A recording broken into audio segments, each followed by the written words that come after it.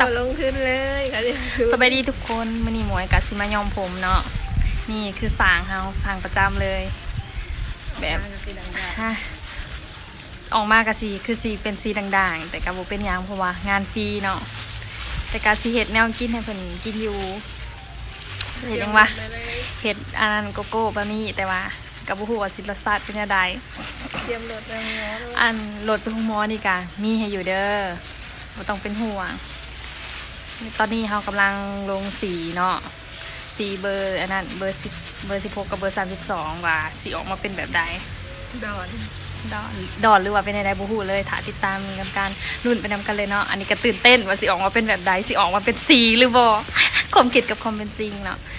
นี่ก็คือซาปูนาเองเนาะสร้างประจำเฮาเปลี่ยนกันย่อมเหมือนกันตลอดบอกเลยว่าทริปนี้บ่มีการลงทุนยังซื้อแต่สีมาพอไปถาเบิ่งมันออกเนาะถาหลุดนำกันเลยว่าสิออกสียังตอนนี้ก็มาหอดถึงทางแล้วเนาะมีเจป๊อกมาห่วงนำเจ็บปอกนะพี่โอ้กูได้เป็นเจ้แล้วเด้วันนี้ไหนมาแบบว่าห้านนี่แบบว่าเทคแคร์ลูกค้าดีขนาดจำกัดได้มีจำกัดท่านไปสิมาใส่บริการต้องติดต่อมาต่างหาก่อนเลยนัดคิวจองคิวไว้แต่เนิ่นๆแม่ค้าก็อยากนักหน่อยนั่นเนาะยันสีมันบอกกินถ้าขวดขึ้นมาขวดมาเลยป้าตัวหูจิวหัวเกลือเต็มอยู่ไปช่องถึงทางเลยเนาะว้าวดังลายอับอายหัวเตื้อยเอาเลยสิหัวเกลือเครียดก็บอก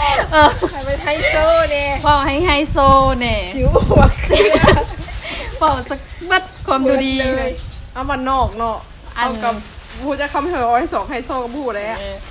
แนวกันเปื้อนเท่ากับเอียงก็ปากกระทนเสะกันพนบริเวณซบเขาได้มามัดเอาขาเอามัดทางขาเลยจ้ะพันยาพ้นแล้วก็ไปซื้อใหม่ได้พันยาผมใส่เลยบอกกระล่างเมี่ยนแต่ก็ใส่ใหม่เขาต้องประหยัดซอยกันใกล้ทอดเครื่องทางเนาะรุ่นมันจะเก่าตารุ่นมันจะเป็นแบบไหนตอนนี้ว่าเครื่องทางได้แล้วสิแล้วยังเครื่องทางอยู่บัดล่างออกกูเลยนะแล้วแหละย้ำลงมานั่งลงแล้วมาตอนนี้เข้ากายย่อมแล้วมีแต่ผักเนี่ยเนาะอีก1 โมง2 โมงตอนนี้1 โมงแล้ว2 โมงอุปกรณ์แมนบริหารได้ยากเห็นอุปกรณ์หายากเนี่ยศพมือเป็นทงยางอันนี้ก็เสือกันคนเนาะสาวปุนาเป็นคนเห็นหายงามเลยใจดีมียังเลี้ยงออกมาแล้วก็เดาออกมาบุหัวสิเป็นสีอย่างนี้กำลังเริ่มแล้วอีก1 โมงเจอกันเนาะสะกับสะเองอีกแล้วจึงไปสะอยู่หานต่อประหยัดตอนนี้ก็ย่อมสีผมแล้วสะแล้วเนาะนี่เสียงแล้ว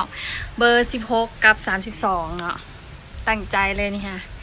จังหน่อยสิไปใส่เกาะกับปุนาเนาะไปวัดเนาะยอมผมแล้วสิไปวัดไปปล่อยเอียนทำบุญเนาะกระชอนวันเกิดทันแล้วไปกันเลยไปเจอกันอยู่วัดเลย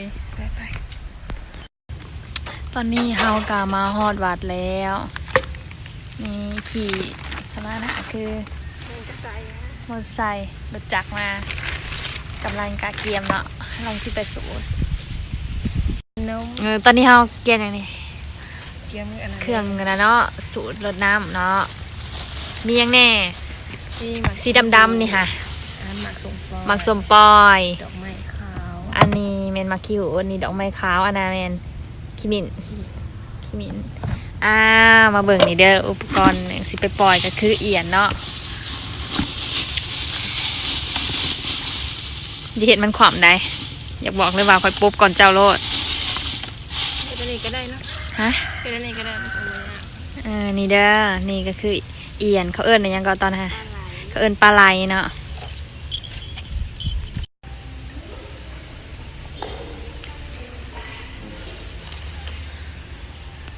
กำลังแต่ง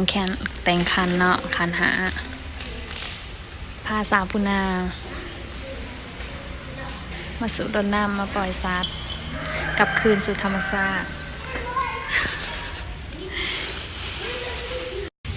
ดีเนาะเล็กเด็ดวันนี้ค่ะเล็กเด็ดเนาะ เฮาดาวก็คือว่าเต่าเนาะตอนนี้เขาสิไปไซบัดนี้ค่ะสิไปไซต่อไปปล่อยต่อเนาะไปปล่อยเอียนคืนสู่ธรรมชาติหรือว่าปล่อยนะคืนสู่ธรรมชาตินี่กาคือภาพบริเวณของวัดเนาะวัดหยังเข้ามาเนี่ยเขาเอิ้นวัดหนองซะเนาะอยู่บ้านสอนไซบะอยู่บ้านสอนอยู่บ้านพลสะอาดใกล้จากบ้านเฮาจากหลักนี่ค่ะใกล้จากบ้านเฮากับลายลักเนาะลายลักเติบแล้วเฮาสิไปปล่อยอยู่ไสอยู่แม่น้ำคลองเนาะไปกันเลย ตอนนี้เฮากะมาฮอดแคมป์ของแล้วเพื่อสิมาปล่อยเอียนแต่ว่าต้องลงคนเดียวเนาะย่านมอไซค์หายหรือรถจักรเสีย บรรยากาศยามแรงจักโมงเลยค่ะ4บ่ประมาณ4 โมงเนาะบรรยากาศยามแรงแคมป์ของแมนอยู่ภาคพอดีเสิงกันนี่แมนพอดีเสิงตลาดอินโดจีนเลยฮะมีคนเลยกล้าอะไรนางตอนนี้นางกำลัง2 จิต 2 ใจถึกลงไปคนเดียวถึกคงคืนเนี่ย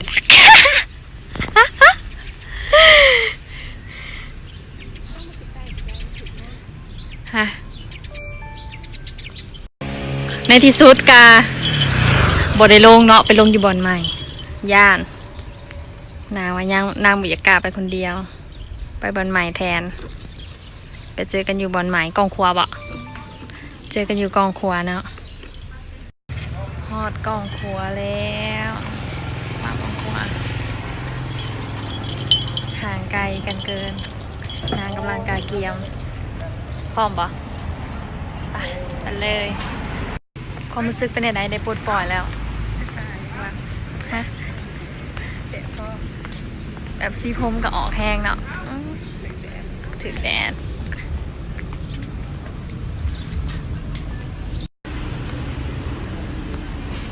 กำลังเนาะกำลังไปสายกำลังไปปล่อยเอียนมันก็คืออยากไกลๆเนาะนาทีประมาณ3 นี้เขาก็ปล่อยเนาะตอนนั้นน้ำขึ้นซัมนี่เนาะเขาก็ปล่อยได้แล้วแต่ตอนนี้ค่ะน้ำมันลง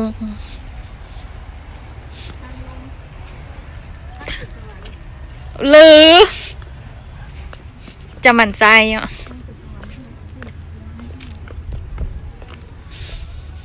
มาทำบุญใกล้ช่วงวันเกิดสุขสันต์วันเกิดเด้อบ่มียังหายได้พามาทำบุญซื่อ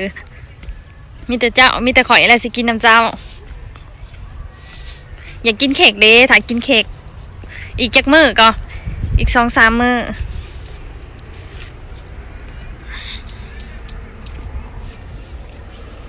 ใต้เลยสวยวิวสวยอ่ะถ่ายรูปหวะแน่กล้องอยู่กล้องขวาแมนพอดีบอลถ่ายรูปเลยประมาณจักโมงตะเวนกับพอดีงามนี่คือทะเล ทะเลลาว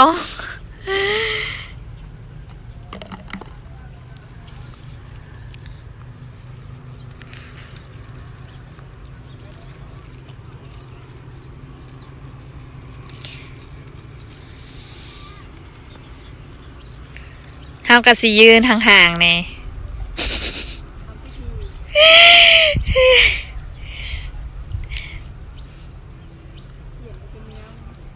เหย้าแหละไปไกลแหงไต่เหนือ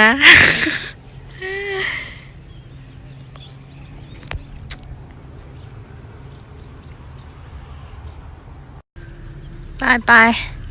ตั้งจิตอธิษฐานแล้วก็ปล่อยเอียนลงไป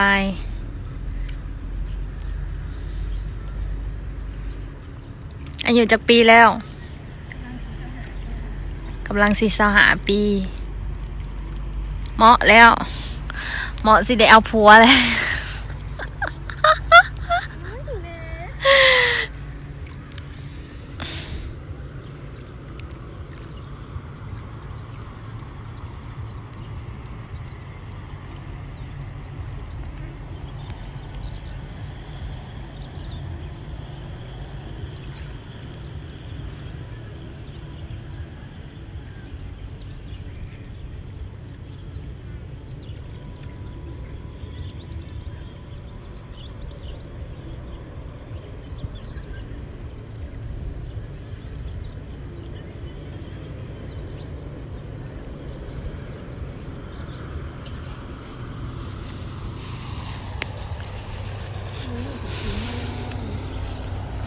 อย่างว่ามัน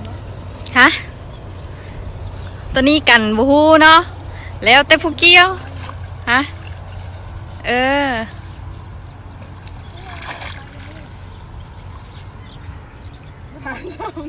อืมสี่ประมาณนี้เนาะแดดตอนลงมายากตอนขึ้นเฮากากับบริถิ่มดอกแต่ว่าย่างก่อน ย่างก่อนหมู่กันคู่ซื้อมากัน2 คนเนาะโอ้ยกำลังสิขึ้นไปทางเทิงบ่อนกองครัวมีของร้านเขาขายของกินหลากหลายแต่บ่ฮู้ว่าเจ้เฮานี่สิใจดีพานั่งบ่หรือพากินบ่เฮากับบ่ฮู้เนาะฮะหรือว่าพาพาไปเบิ่งเขากินแม่นเบิ่งมาหลายแล้วเขาเที่ยงก็ยังบ่ได้กินเพราะว่าย่อมผมเอาย่อมผมเด้ ข้าวมาขายเขื่อน ค้าขายเครื่องกระดาษตากับสมควรเป็นแม่ค้าอยู่ค่ะ ตอนนี้มาฮอดเดือนเลยเนาะไปเฮ็ดบุญมาแล้วกลับคือสภาพเดิมเนาะได้บุญหลายๆเด้อได้แบบแคนเจอกันคลิปหน้าในใดก็อย่าลืมกดไลค์กดแชร์ไว้ในเด้อกับปูนาบ๊ายบายหามึงวิดีโอ